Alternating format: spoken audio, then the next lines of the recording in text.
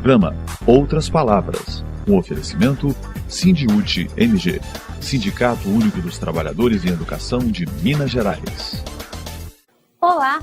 No programa de hoje você acompanha a continuação da conversa entre o professor Luiz Soares Dulce, ex-ministro do governo Lula, e a coordenadora-geral do Sindiúti, Beatriz Cerqueira, sobre educação e os 50 anos do golpe civil-militar. Um choque de realidade. Veja os problemas vivenciados pelos educadores de Betim e Contagem. As duas redes municipais estão em greve por tempo indeterminado. A coordenadora-geral do Sindiúti, Beatriz Cerqueira, conversa com o professor Luiz Soares Dulce sobre o papel da educação na resistência à ditadura civil-militar. Educação em debate. No decorrer de todo o período da ditadura militar, intelectuais, políticos, professores, estudantes, enfim, todos aqueles que ousaram manifestar sua opinião contra o Estado repressor instalado, sofreu algum tipo de perseguição. Os educadores, desde aquela época até os tempos atuais, sempre estiveram na mira do Estado repressor. E continuamos a conversa com o professor Luiz Dulce, que foi o primeiro presidente do nosso Sindiúti, na época UTI, onde a gente discute os 50 anos do golpe civil-militar e como a educação foi um instrumento importante de resistência e de protagonismo. Você ficou preso quanto tempo? Nós ficamos presos um mês. Sob qual acusação? A acusação era de que nós estávamos subvertendo a ordem política e social do país. Fomos enquadrados na Lei de Segurança Nacional, num inquérito chamado policial militar. Fizemos a nossa defesa, dizendo que não, que nós estávamos lutando legitimamente em defesa dos direitos dos educadores, e acabamos não sendo pronunciados depois. Não fomos processados, porque o próprio Superior Tribunal Militar considerou que a acusação era pouco consistente. Mas, de qualquer maneira, a repressão ao nosso movimento, que foi muito violenta, nós fomos presos, mas muitos outros professores e professoras foram perseguidos no interior. Eu me lembro que em Ponte Nova, funcionários da delegacia de ensino correram com barra de ferro atrás de professores. Muitos diretores querendo bajular o governador, o secretário de Educação ou a delegada de ensino, ameaçavam os professores, mandavam para a Secretaria de Educação a lista dos faltosos para cortar o ponto. Havia muita repressão e isso assustava muito, porque nós estávamos ainda numa ditadura. Muitas cidades, depois de 40 dias de greve, acabaram voltando por repressão. Mas eles não conseguiram inviabilizar, 40 dias em 79. Em 1980, com as prisões e tudo, a greve acabou demorando menos. Mas a solidariedade foi muito bonita também. Eles não puderam, por exemplo, nos bater, bater em nós, nos torturar, porque durante todos os 30 dias que nós ficamos presos, tinha uma vigília permanente em rotatividade, durante o dia, inclusive com alunos. Os nossos alunos, meus alunos do Três Poderes aqui na E nesse período é que foi a greve de fome? Nesse período nós fizemos. Avaliamos que era preciso, porque com a prisão, o risco do movimento acabar imediatamente era muito grande. Naquele contexto de ditadura, ameaça de prender outros colegas, o risco de que o movimento fosse destruído era muito grande. Então nós resolvemos fazer a greve de fome para dar uma visibilidade maior para aquela causa. E ficamos 9 dias em greve de fome. Mas como nós sabíamos que o apoio fora era muito grande, houve manifestações muito bonitas na igreja São José, por exemplo. E as vigílias foram o principal.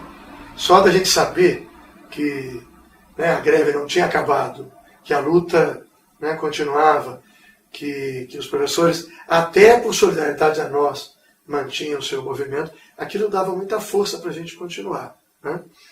E embora a greve tenha sido derrotada do ponto de vista das reivindicações, a UTE saiu moralmente fortalecida, porque a prisão foi uma demonstração de fraqueza da ditadura, não de força, né? A ditadura e o governo estadual da ditadura demonstrava na prática que não era capaz de dialogar e resolver pela negociação uma luta sindical, que recorria a formas de repressão, né? Tanto é verdade que depois que nós fomos libertados, né, e que a greve terminou, mais uns 20 mil professores se filiaram ao nosso sindicato, né? Eu, por exemplo, fui convidado para ser paraninfo do Instituto de Educação. Houve uma votação entre os alunos do Instituto de Educação e tinha 2 candidatos, o governador Francilino Pereira e eu como presidente do nosso sindicato. E a votação não era por mim, né? Era de elogio à nossa luta, de valorização da nossa luta. E o governador perdeu e a nossa greve ganhou. Eu fui lá, contra a vontade da diretora, que ficou irritadíssima, né, de saber que o governador, proposto por ela, tinha perdido e que o presidente do sindicato, proposto pelos trabalhadores da educação, tinha sido escolhido para paraninfo. Bom, Dulce, 50 anos depois do golpe, quais são as lições, na sua opinião, que a gente não pode esquecer de todo esse período, do que foi o protagonismo da educação na resistência? Quais são as lições que a gente não pode deixar para trás? É uma opinião, né, pessoal. Eu não sou um historiador, sou professor de português de carreira, mas eu acho que, seja para resistir ao regime autoritário, seja para superá-lo, né, e para avançar nas transformações da sociedade em defesa das maiorias, eu acho que tem algumas lições que a gente aprende, né, e que nós já aprendemos naquela luta. A primeira é que a luta não pode ser feita só por cima, só na esfera da política. Tem que ser feita de baixo para cima com os movimentos, né, com as organizações populares. E que a luta não pode ser feita só pelas lideranças. A gente tem que criar canais para que a base, para que os integrantes todos de uma categoria, de uma cidade, de um país, possam participar do processo, né? Qualquer luta ela é tanto mais forte quanto maior raiz ela tiver na base da categoria, né? A UTE, que depois se tornou o Sindiúte, é um dos sindicatos do Brasil que tem o maior número de filiados, né, de todas as categorias, porque ele nasceu da luta. Provavelmente, se nós já tivéssemos uma sede chique, muito dinheiro, né, um aparato, não sei o quê, talvez nós tivéssemos menos filiados. Mas como nós criamos um sindicato a partir do movimento, né, a luta que nos ensinou que era necessário uma forma de organização, nós não tínhamos imposto sindical, funcionamos sempre com a contribuição voluntária dos professores, né? Então a primeira coisa que nós fizemos foi rodar o estado inteiro, convocando os professores para ajudar a organizar a sua própria entidade, da mesma forma que eles tinham organizado o seu próprio movimento, né? O movimento não foi feito a partir de Belo Horizonte, alguém teve ideia e aí espalhou para o interior, não. Eu me lembro uma vez que uma professora do Jequitinhonha ligou e nós atendemos no comando e ela disse assim, isso em 79, quais são as reivindicações? Já entramos em greve, né? Quer dizer, não foi uma coisa que alguém mandou, orientou, impôs, foi fruto da consciência da própria base, né? E foi assim que a ditadura caiu no Brasil. A ditadura teria permanecido durante muito mais tempo se não tivesse havido um amplo movimento operário, camponês, de professores, de bancários, de outras categorias, né, da juventude. E foi assim também que nós conseguimos fazer grandes transformações sociais no Brasil nesses últimos 35 anos, né? Quando a gente consegue transformar, é porque houve mobilização de base, é porque a população se organizou, né? É porque o movimento não foi feito só no âmbito da política institucional, mas também a partir das bases sociais. Eu acho que essa é a principal lição. E no caso do nosso sindicato, que sempre se manteve muito ligado à base, né? Sempre foi um sindicato que funciona de baixo para cima. E essa capacidade de combinar a luta pela educação com a luta pelos demais interesses, né, da nossa categoria e de todas as categorias. Então eu acho que houve um aprendizado muito grande. Eu quero concluir essa minha resposta dizendo que eu depois participei de outras coisas, das diretas já, das campanhas vitoriosas do presidente Lula, né, ao Palácio do Planalto, mas para mim, pessoalmente, existencialmente, não houve luta tão bonita e tão marcante quanto aquelas de 79 e 80 do professorado mineiro. Eu agradeço. Você é professor de língua portuguesa, mas essa conversa foi uma aula de história que eu acho que é muito importante para a gente que está na profissão agora, para a minha geração e para a geração que está entrando na escola pública. Agradeço a oportunidade da entrevista, te convido a estar assistindo sempre Outras Palavras, sempre que você estiver em Belo Horizonte. Eu também agradeço e parabéns pela iniciativa de fazer o programa. É muito importante que essa causa e a experiência dos professores possa ser socializada com um público mais amplo. Força nessa iniciativa. O que pensam os educadores de Minas no quadro Profissão Educador? Profissão Educador. Meu nome é Paulo Giovanni, dou aula de matemática nas escolas Irmãos Fernandes e Escola Estadual Chaves Ribeiro. Eu gostaria de falar que eu entrei na escola com o interesse de dar aula, sempre. Eu passei no meu segundo grau, tive nota suficiente para passar em outra faculdade, porém eu sempre quis dar aulas. Eu acho triste quando eu escuto que eu entrei agora, sou do último concurso, tenho apenas 8 anos de serviço. Eu acho vergonhoso o fato de que pessoas que estão há 20 anos, 18 anos de serviço, estejam recebendo menos do que eu. Onde está o plano de carreira? Cadê a preocupação de manter esses funcionários dentro da sala de aula? Será que o professor é apenas um bico? Eu vou ter que entrar na profissão e depois vazar fora para outra profissão? Meu nome é Maria José, eu sou de Diamantina. Eu quero saber do governador como vai ficar a situação, porque eu sou designada da Lei 100, sou efetivada da Lei 100 e sou ajustada. Como que vai ficar a minha situação? Eu já tenho 30 anos de serviço e 59 de idade. Eu estou achando isso um desrespeito, uma falta de consideração com a gente, porque eu dediquei a vida toda na escola, adoeci na escola. No Choque de Realidade dessa semana, acompanhem a luta dos educadores de Betim e de Contagem. Choque de Realidade.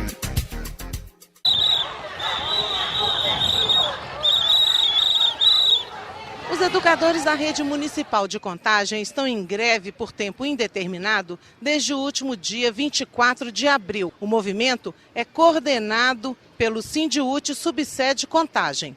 Nessa terça-feira, eles realizaram uma assembleia na Praça da Jabuticaba e seguiram em passeata até a Câmara Municipal. Os trabalhadores em educação de Contagem que decidiram hoje pela continuidade da greve.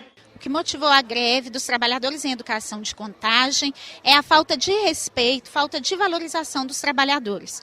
O governo municipal não apresentou nenhuma proposta concreta que vá ao encontro das reivindicações da categoria. Agora, depois do início da greve, é que o governo apresenta possibilidade da recomposição da inflação. Essa não é nem de longe a proposta de valorização que a categoria reivindica. Eu acho justo o manifesto e a greve dos educadores, somos totalmente a favor disso e, assim que possível, também vamos fazer um manifesto dos alunos apoiando os professores. E eu tive a possibilidade de criar essa paródia esse ano, uma paródia que ajuda o movimento. A gente precisa ser ouvido, porque o que a gente fala na paródia é o que a gente quer. E o que a gente quer é ser ouvido e ser valorizado. E o movimento está numa crescente e a gente vai continuar cobrando do governo nenhum direito a menos por uma educação de qualidade melhor.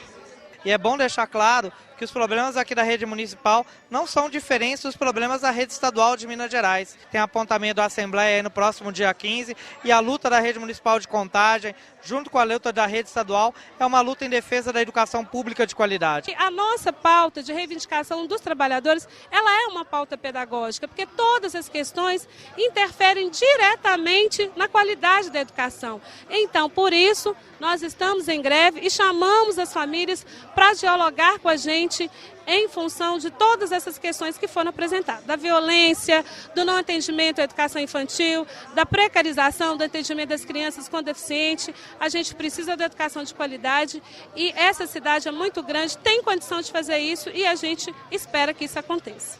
Na finalização aqui do nosso ato, da nossa luta em defesa da educação pública na cidade de Contagem. Em Betim, a mobilização dos educadores cresce, mas as negociações com a prefeitura não avançam.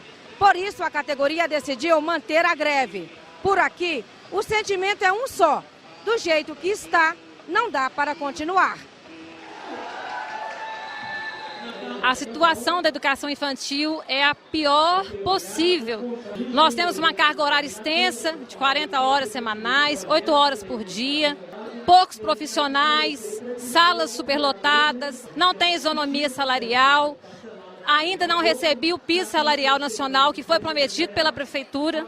Nós não temos recursos nas escolas, os nossos alunos não têm um atendimento adequado, não tem um investimento do poder público, o que tem prejudicado muito as nossas ações dentro da escola e no município. 7 anos que eu sou agente, meu salário é 780, aí quando desconta tudo é 600 e pouco. É a merenda de segunda, terceira qualidade, esgoto a céu aberto dentro da cantina, do lado de fora. E a prefeitura sabe disso, Secretaria de Saúde sabe disso, direção sabe disso.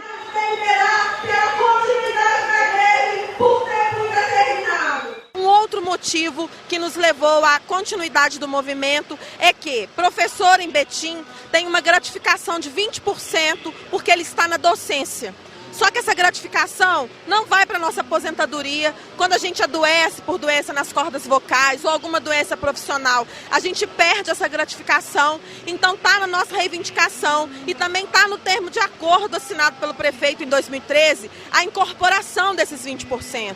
Hoje Betim tem o pior salário da região metropolitana, a rede municipal ainda não pratica a isonomia salarial, nós temos professores com formação em nível superior e eles têm salários diferentes. Além disso, nós temos outros setores da educação que não têm proposta de valorização. O setor de agente de serviço escolar prossegue com terceirização dentro da escola, então um cargo que tende a extinguir se não houver concurso público, o salário deles hoje é inferior ao salário mínimo nacional e não tem valorização também para os outros setores, técnico de secretaria, técnico de biblioteca, pedagogo, direção de escola. Então a pauta de 61 itens reflete uma rede municipal com muitos problemas.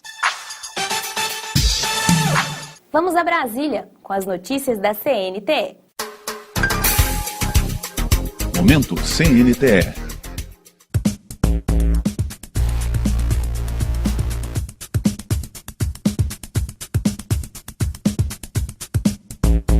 O Plano Nacional de Educação, PNE, é uma das principais bandeiras da Confederação Nacional dos Trabalhadores em Educação.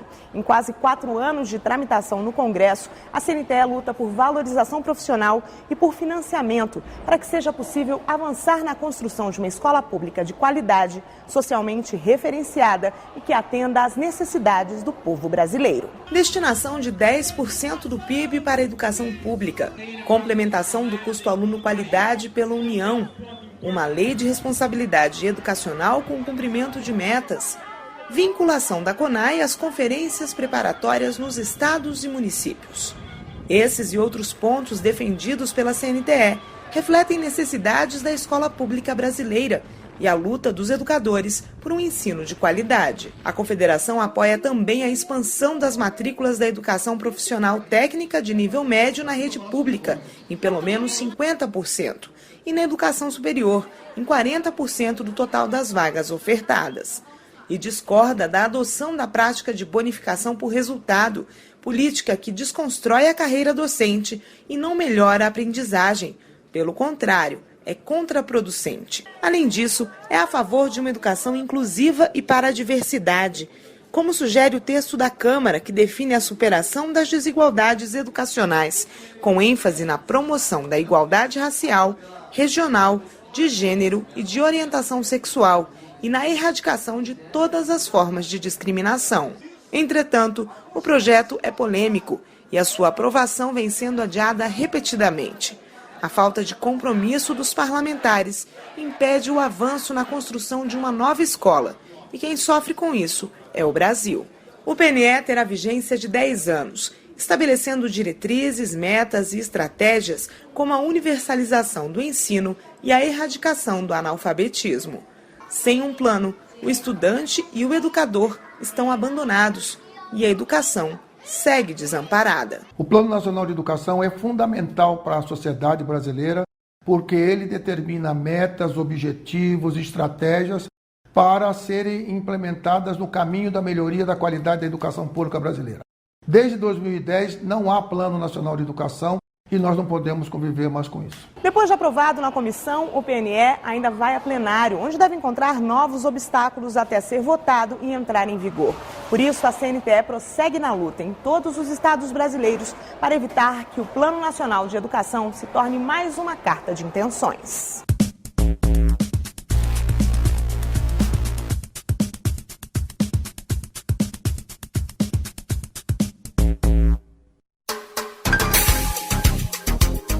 Calendário de lutas.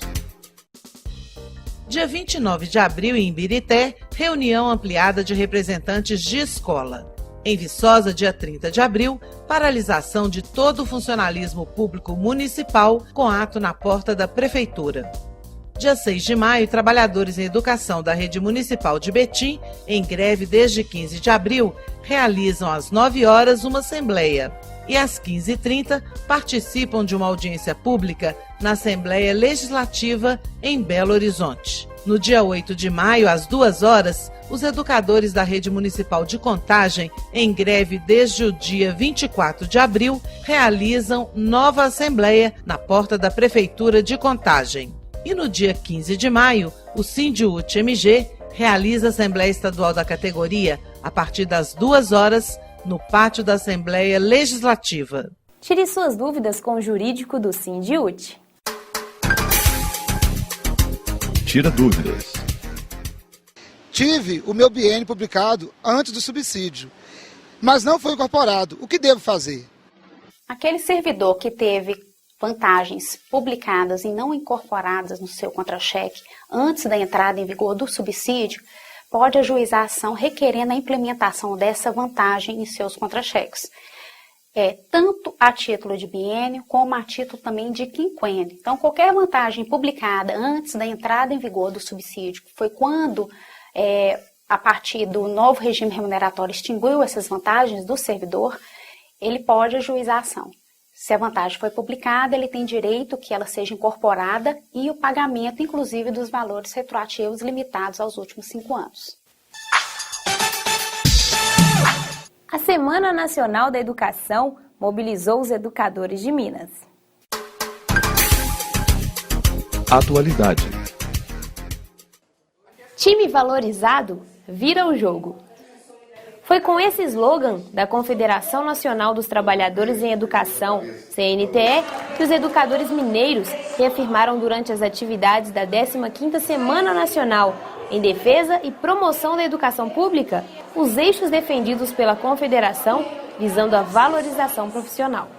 Olha, a importância da Semana da Educação é esclarecer a comunidade escolar de todo o país da necessidade da aprovação do Plano Nacional de Educação, assim como dos planos estaduais e dos planos municipais de educação. O item que não pode deixar de ter no Plano Nacional de Educação é a valorização dos profissionais da educação com os 10% do PIB, estritamente utilizado para as escolas públicas. A CUT, desde o seu nascimento, defende uma educação socialmente referenciada, na perspectiva de que não existe uma educação de qualidade socialmente referenciada se não houver valorização dos profissionais que atuam na educação, pela sua alta complexidade e pela necessidade, pela dedicação dos profissionais da educação com os alunos que a categoria atende em todo o país.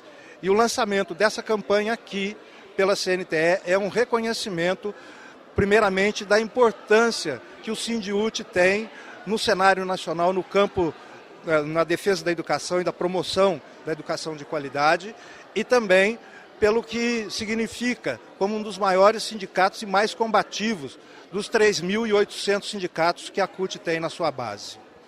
Os educadores mineiros têm a responsabilidade, junto com todos os outros trabalhadores de educação do Brasil, de defender a escola pública. Então é fundamental que a categoria se una nesses momentos difíceis que nós estamos passando, porque o projeto político de Minas Gerais é um projeto político neoliberal, é um projeto político pensado no consenso de Washington. Então é fundamental que a sociedade mineira saiba que a qualidade do ensino, o descaso com que os governos liberais tratam a educação é fundamentalmente para prejudicar o conhecimento e o saber que os alunos devem aprender e apreender nas escolas públicas. No Momento CUT Minas, acompanhe a conversa com Eliana Brasil, candidata à presidência do Sindicato dos Bancários de Belo Horizonte e região, na chapa cultista. Momento CUT Minas. Eliana, obrigada pela presença aqui no Momento CUT, dentro do Outras Palavras do Sindiúti. Eu acompanhando a trajetória dos bancários, eu vi que a questão cultural é muito presente, muito forte na atuação do sindicato. Conta um pouco pra gente como é que é isso. Olá, Bia, eu que agradeço desse momento, desse espaço. E eu estou na diretoria de cultura do sindicato. E eu fico assim, muito feliz com esse trabalho do Sindicato Cidadão. A gente, além de estar aí nas campanhas, conquistando cada vez mais, o sindicato também leva, vou te dar um exemplo do Sindicato Cidadão através do Carnaval Sem AIDS. A gente sai às ruas de Belo Horizonte, geralmente no período de carnaval é lógico, e distribuindo panfletos e preservativos, chamando atenção não só para o combate à AIDS, mas o combate às doenças sexualmente transmissíveis. A rapaziada está se esquecendo, parece que se esquece assim, que é importante se prevenir e usar o preservativo. Isso a gente leva muito bacana nas agências e para toda a cidade, toda a comunidade e toda a região de Belo Horizonte, e da abrangência do sindicato. Agora você tem um outro desafio, Eliana? Eleições do sindicato, você é a nossa candidata à presidência do Sindicato dos Bancários. Na história do sindicato é a segunda mulher que vai ocupar aí a presidência. Como é que você está encarando tudo isso, principalmente nesse universo de movimento sindical que é tão machista, Muitos homens, poucas mulheres, não tem muita cultura das mulheres no exercício do poder. Bia, realmente eu estou vivendo um momento assim, único, que eu aceitei esse desafio, realmente, infelizmente, o nosso movimento ele é muito machista, mas eu estou com uma certeza absoluta que vai estar tudo muito certo, eu estou com uma diretoria formada muito bacana. Essa luta, ela não acaba nunca, Não é só da questão, como eu falei, do ter um bancário cidadão, a questão das nossas conquistas, os nossos direitos, que nós temos que garantir ainda, tudo que nós conquistamos, E estamos abrindo aí esses outros leques aí de possibilidades. E é a segunda mulher a ocupar a presidência do Sindicato dos Bancários de BH e região. Nós já tivemos a Marília Campos, foi uma grande mulher, uma grande presidenta, E agora eu acho que eu vou ter mais trabalho do que ela, ou tanto mais que ela, mas vamos seguir levando nosso sindicato sempre para ser esse sindicato forte, que é o Sindicato dos Bancários. Desejo sucesso e vitória na chapa cutista no Sindicato dos Bancários. Com a sua ajuda, com a ajuda da CUT, com certeza, Bia, nós somos vitoriosos. E para terminar, fique com o humor de Rômulo Garcias.